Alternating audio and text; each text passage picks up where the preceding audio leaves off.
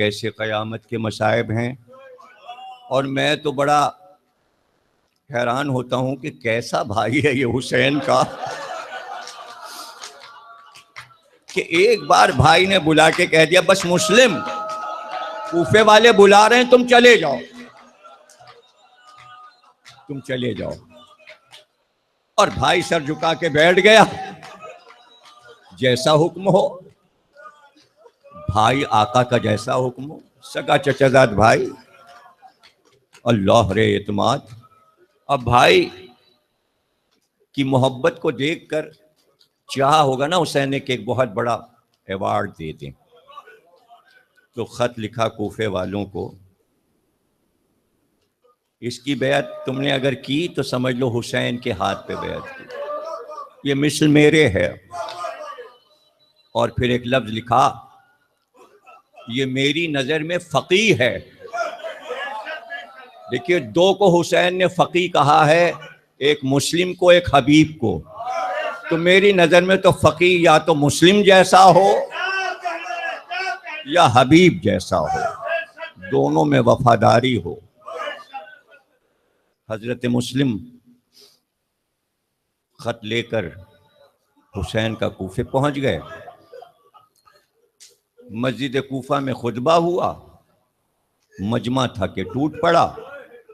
کہتے ہیں 40,000 آدمیوں نے ایک وقت میں بیعت کی مسلم کے ہاتھ پر. 40,000 ایک دوسرے پہ گر رہے تھے، اتنا اجتہام تھا. یہ کیا ہوا؟ عصر کی نماز کے وقت مڑ کے دیکھا تو مسجد میں ایک آدمی نہیں تھا. اتنا جان کا خوف کہ ابن زیاد نے کہا دار پہ کھینچیں گے، سر کاٹ کاٹ کے چڑھا دیں گے. جو لوگ چھپ گئے، لوگ ڈر گئے. واہ رے امت، واہ رے ظالم حاکم ڈکٹیٹر کا خوف. وہ اب تک ہے مسلمانوں پہ، اب تک خوف ہے، اب تک ڈرتے ہیں. کل بھی تھا، آج بھی ہے. ہتھیاروں سے ڈرتے ہیں، ڈکٹیٹر سے ڈرتے ہیں. تو اس دن بھی ڈر گئے تھے، 60 ہجری کے 9 ذی الحجہ کو بھی ڈر گئے تھے. ہاں ایک دوست تھا ہانی، وہ محبت کرنے والا تھا. یہ بھی تو جب ہم زیارت پڑھتے ہیں اس میں ہانی پر بھی سلام ہوتا ہے. ہانی عروہ پہ سلام، اس لیے کہ انہوں نے بھی بڑی قربانی دی. اور ہانی بن عروہ نے کہا ابن زیاد ملنے آ رہا مجھ سے. بڑے سردار تھے. تو میں اشارہ کروں گا، آپ پردے کے پیچھے چھپ کے بیٹھیے اور جب وہ آئے تو گردن اڑا دیجیے گا. ابن زیاد آ کے چلا گیا. ہانی بن عروہ نے کہا شہزادے وار نہیں کیا، کہ کبھی ہمارے خاندان کے کسی فرد نے کسی کو دھوکے سے مارا ہے ہانی؟ ہم مقابل میں سامنے والے سے لڑتے ہیں، جو سامنے آتا ہے. کربلا کا واقعہ ہی نہ ہوتا اگر ابن زیاد اس دن قتل ہو جاتا. اصولوں پر تاریخیں بدل دی ہیں آل محمد نے، اس کو کہتے ہیں اصول، اسے کہتے ہیں. ہانی گرفتار ہو گئے، ہانی کے منہ پہ تازیانے مارے جا رہے ہیں. مسلم نے ہانی کا گھر چھوڑ دیا. اور اب کوفے کی گلیوں میں کوئی گھر کا دروازہ کھلا ہو تو جائیں نا، سب نے اپنے دروازے بند کر لیے. اور شاہراہ پہ آدمی نہیں ہے. قبیلہ بنی حمدان تک پہنچتے پہنچتے جس گلی کی طرف گئے وہ تو آگے گلی بند ہو گئی، آگے تو کوئی راستہ ہی نہیں تھا. دن بھر چل رہے تھے، دن بھر چل رہے. دیکھا ایک عورت گھر کے دروازے سے نکلتی ہے اور پھر چلی جاتی ہے. اور ایک طرف راہ تکتی ہے. وہ وہیں بیٹھ گئے, اس کے دروازے پہ بیٹھ گئے. کچھ دیر تو اس عورت نے دیکھا, اس کے بعد کہا یہاں کیوں بیٹھے ہو, یہاں کیوں بیٹھے ہو, کوئی گھر نہیں ہے, اپنے گھر جاؤ. تو پتہ نہیں حاکم نے کیا اعلان کیا ہوا ہے, یہاں سر کٹ رہے ہیں لوگوں کے, میں تو اپنے بیٹے کے لیے پریشان ہوں, وہ اتنی دیر سے آیا نہیں, اب تک میں اس کی راہ تک رہی ہوں, اور تم یہاں بیٹھے ہو. کہ تھوڑا سا پانی پلا دے, صبح سے کچھ کھایا ہے نہ پیا ہے, پیاس بہت ہے. اس نے کہا اچھا اچھا ٹھہرو, پانی لاتی ہوں. پانی لا, اندر گئی, پانی لائی, پانی لیا, پانی پیا, اور پھر آسمان کو دیکھا, افسوس کیا. کہا اب تو اٹھ جا, پانی پی لیا. کیا مسافر ہے؟ کہا ہاں ہاں گھر تو ہے, گھر ہے لیکن گھر دور ہے, یہاں نہیں ہے, مسافر ہوں. اس نے کہا کیا مسلم کے ساتھ تو نہیں آیا تھا؟ تو مسلم کے ساتھ تو نہیں آیا تھا اگر مسافر ہے. کہ میں ہی تو مسلم ہوں, میں ہی تو مسلم ہوں. ہاتھ جوڑ کے کھڑی ہو گئی. کہا میرا نام توبہ ہے, میرا بیٹا بلال دربار ابن زیاد میں ہے, مجھے نہیں معلوم شہزادے آپ میرے گھر پہ اتنی دیر, آئیے میرے گھر کا دروازہ کھلا ہے. بستر ٹھیک کیا, چادر بچھا دی, کہا آئیے. کہا نہیں, نہ میں لیٹوں گا نہ بیٹھوں گا, دیر ہو گئی, مجھے مصلی لا دے, مجھے عبادت کرنا ہے. تسبیح و تقدیس میں مصلی بچھا کے مسلم عبادت میں مصروف ہوئے. اللہ اکبر. آدھی رات گزری تھی کہ بیٹا آیا, اور اس نے کہا ماں یہ اس حجرے میں روشنی کیوں ہو رہی ہے؟ کہ تو اپنا کام کر, آرام کر. کہنے میں دیکھنا چاہتا ہوں کون ہے. کہ مسافر ہے, مسافر ہے.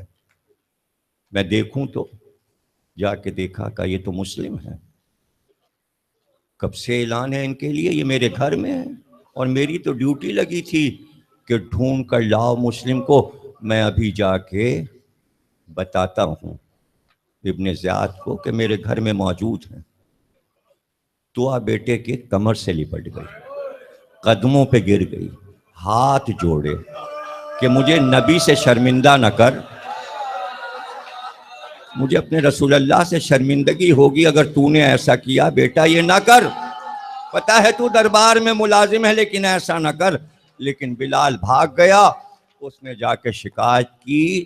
صبح بھی ہو رہی تھی کہ فوج نے توبہ کا گھر گھیر لیا. توبہ نے دروازہ کھولنے سے انکار کر دیا. کہ میں دروازہ نہیں کھولوں گی, میں اپنے شہزادے کو خود حوالے نہیں کروں گی. آس پاس کے گھروں کی چھتوں پہ سپاہی چڑھ گئے تاکہ توبہ کے گھر پہ حملہ کریں.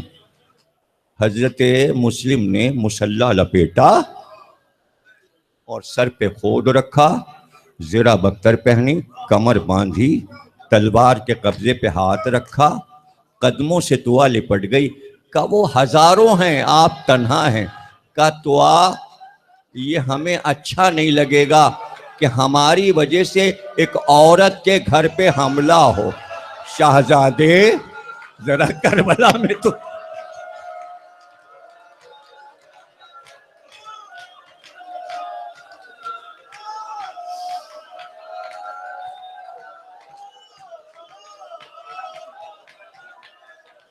اچھا نہیں لگے گا.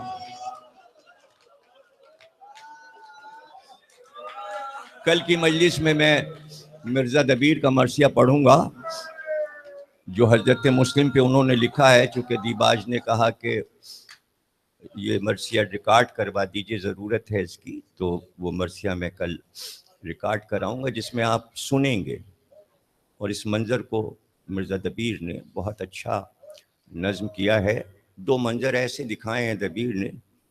ایک جب ہانی کو تازیانے پڑھنا شروع ہوا اور ابن زیاد کہتا تھا مسلم کو فوراً لا کے حاضر کرو، تو اس وقت چونکہ ابن زیاد کی ماں کا نام مرجانہ تھا، جو کہ گانے والی تھی کوفے کی، مرجانہ اس کا نام تھا، تو دبیر نے اردو اور عربی میں زمانی مصرع کہا ہے کہ ہانی یہ کہتے تھے مرجانہ کے بیٹے تجھے مر جانا تھا لازم، مرجانہ کے بیٹے تجھے مر جانا تھا لازم.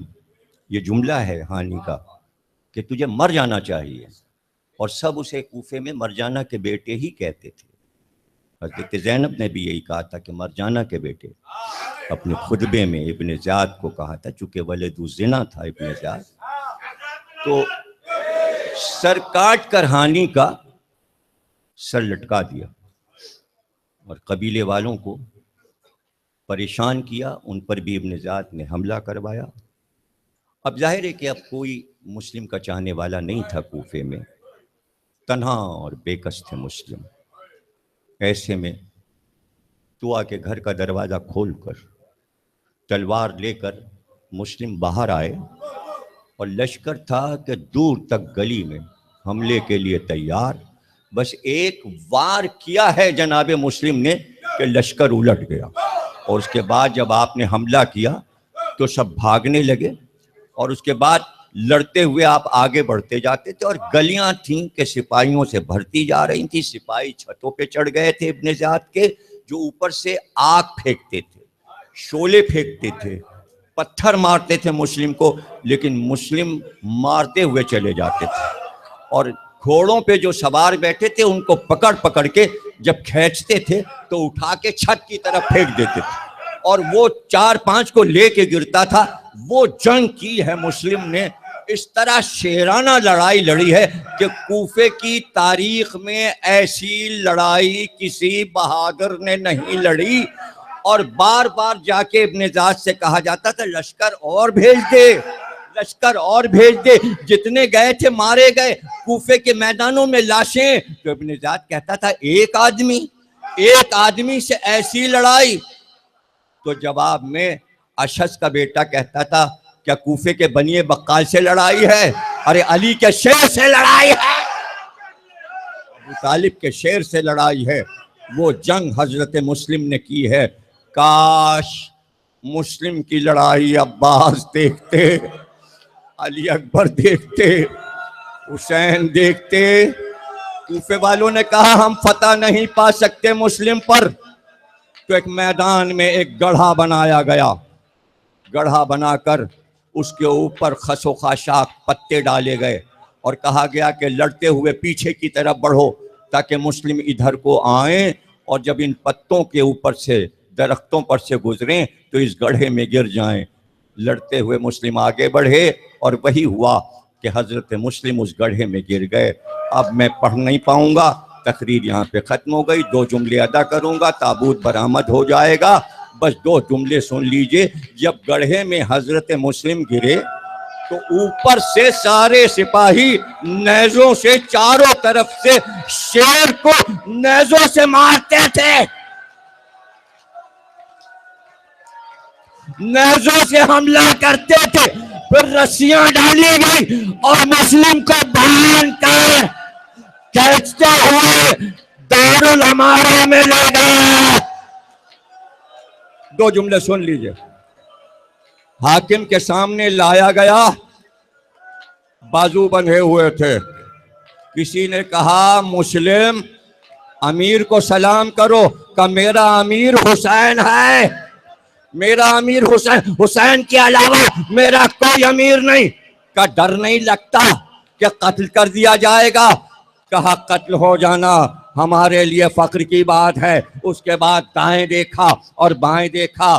کہا تم میں کوئی مسلمان ہے، کوئی قریشی ہے؟ اگر کوئی قریشی ہو تو میں وصیتیں کرنا چاہتا ہوں، میری وصیتوں کو پورا کر دے. تو ایک بار ابن زیاد نے عمر سعد سے کہا تو بڑھ، تو ہی تو قریشی ہے، سن لے، سننے میں کیا ہے. آگے بڑھ کر عمر سعد نے کہا کیا وصیت ہے؟ کہ پہلی وصیت یہ ہے حسین چل چکے ہیں، یہ لکھ دینا خط میں اب کوفے حسین نہ آئیں، اور اگر آنا بھی چاہیں تو زینب کو نہ لا، شہزادی کو نہ لائیں۔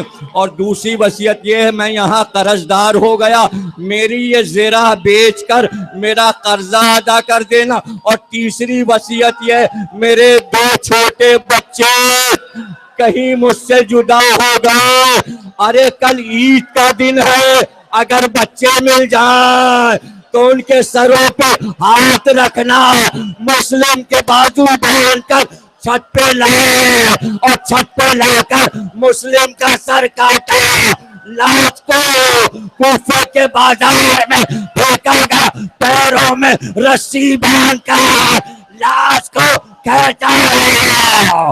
ماتم حسین، حسین